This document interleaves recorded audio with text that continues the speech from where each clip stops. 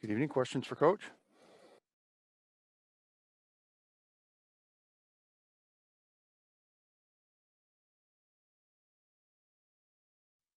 Ime, no baskets after the 7:19 mark in the fourth quarter. What happened down the stretch there? I think our execution wasn't as crisp as it had been. They obviously went after Jayson and took him out a little bit there, blitzing and throwing double teams at him when they did switch. And, we weren't as crisp, had some turnovers, but also missed some open shots that obviously would change the game if we hit those. But, it's a little disappointing because we had been better in those situations, execution-wise. And, it's at times, as simple as it sounds, it comes down to making some open shots. And they dared some guys to make it and took it out of his hands, and we didn't make them pay. You decided not to go with Dennis for most of the fourth quarter. What went into that decision? The unit was rolling well. We liked Jayson with the ball in his hands. He was playing well there, and it was a defensive thing as well. They had some size that was hurting us. Didn't love how Nurkic was hurting us inside and wanted some more rebounding there. And like I said, that group was playing well. We obviously built the lead up to 11, so rolled with it. And obviously, a game like this is another one of those very frustrating losses. What toll is that taking on guys? You see guys leaving off the court. They're obviously very upset, and you walk into that locker room. What's going on in there right now?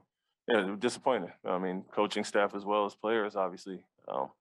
We had turned somewhat of a corner lately in some fourth quarters, made the proper plays defensively and offensively, and then made timely shots as well. So felt like we took a little step back as far as that, obviously, in the fourth quarter with the end of game drought and the run they made.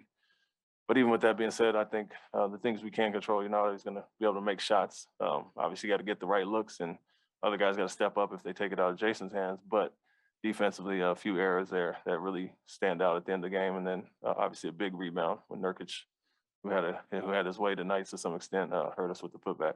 And finally, for me, the steps forward and then making the progress and then taking steps back is just a common refrain. I mean, this is just kind of, you look at the theme right now, how can anybody on the outside expect anything more than a few wins and then a few losses and losses like this cycle to continue?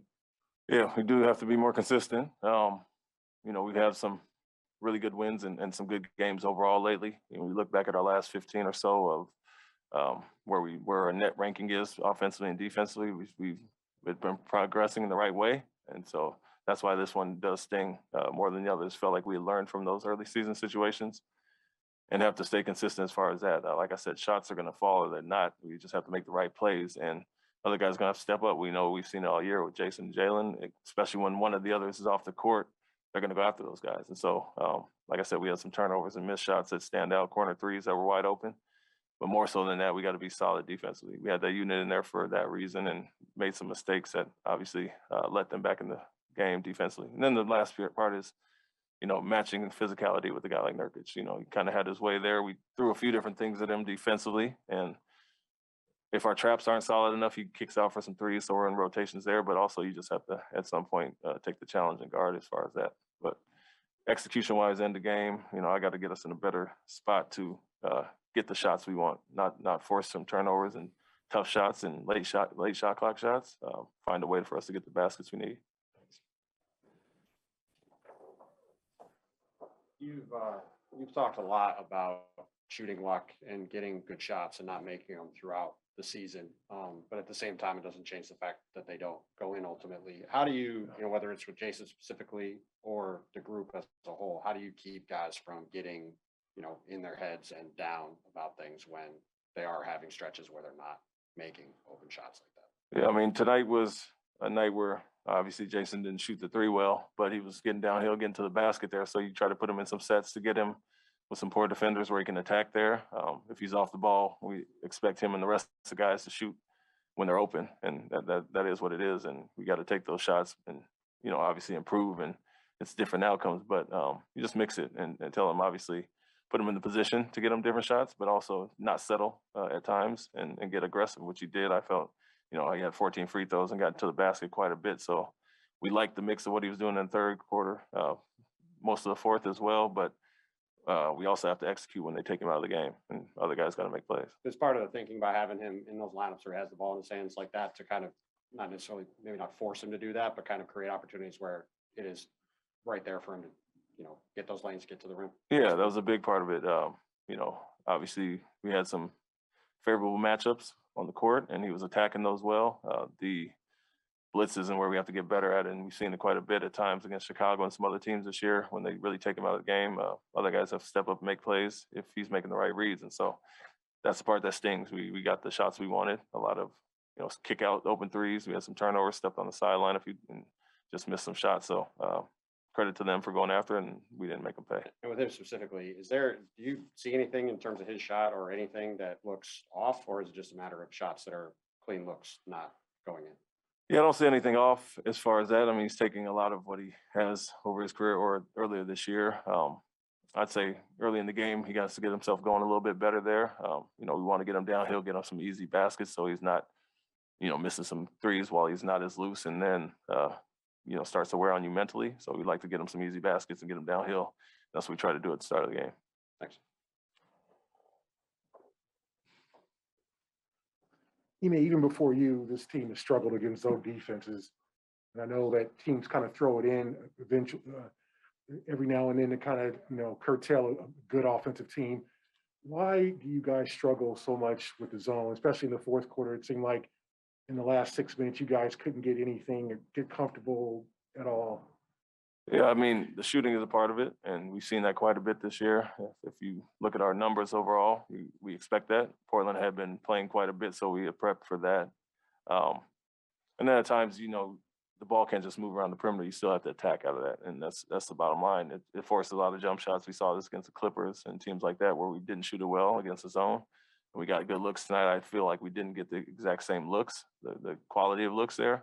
And so, like I said, that's on me to get us in the situations to get the proper looks out of zone. And, we've seen quite a bit. Charlotte did some the other night. We scored 2-3 times in a row, and they jumped out of it. And it's really a make or miss thing. If you can miss wide open zone shots, teams credit for it for working, and vice versa. If you miss those, they'll stay in. And so bottom line is you have to make them pay out of that. I think we had some decent looks in it, but at the same time, our execution wasn't as sharp as it needed to be. That's on me. It's becoming mental. I mean, Covington hits a quarter three. Jurkic out the inbounds pass hits a three. Like, they started making plays, and are you guys kind of going, "Oh no, here we go again"? I don't feel that. Tonight or lately or early in the year, it felt like that a little bit where we got a little tight. But tonight it was the Nurkic is what it is. He hits a tough one that you can't help that. You got a good contest there. The Covington was a mistake leaving. A driver that was going to basically take a fade away, obviously up 2. You don't want to leave open 3, and we talked about that. Defend the 3-point line, make them beat us with a tough 2 there. So that's one that hurts. Obviously, we'd like to have that back, and then the Nurkic rebound, like I said, matching his physicality. But I don't feel like that's been the case in the last 10 or so games. We felt like we had improved and had some tight games against Chicago, Indiana, that we had pulled out, and that's why this one, like I said, stings a little bit more. It's not early in the season where we haven't seen these things. We had been adjusting and doing better lately. And one more, Tatum's step back 3 down 1. I mean, what would you have liked to have seen on that possession? Did you like that shot? Him really attacking Nurkic and then using him to get somebody else an open shot. That was if he could turn the corner, he kind of bobbled it and caught it out further than we like at half court. So we could be a little bit stronger there and just catch it and rip and go. We knew Nurkic was going to be up there, and then the point was Rob diving down the lane and Jalen pulling behind, and there were some openings there. But at the same time, it's a semi-tough shot. He got him off balance and got a pretty open look, but we did have a few options there, and the first one was turning the corner and getting, beating him downhill as he had been most of the fourth quarter.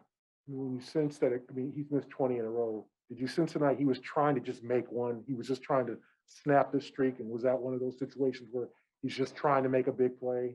No, I think, we put it in his hands. He had been obviously playing well, basically the point guard most of the second half. And so I don't think it's him hunting a 3 specifically. Like I said, he bobbled the ball and they still trapped him. You got to make the right read there, whether it was Rob or Jalen pulling behind. But, our first initial was for him to get downhill and get to the basket. So I don't think he was hunting the 3 as much as, he got off balance a little bit there and then got to a step back.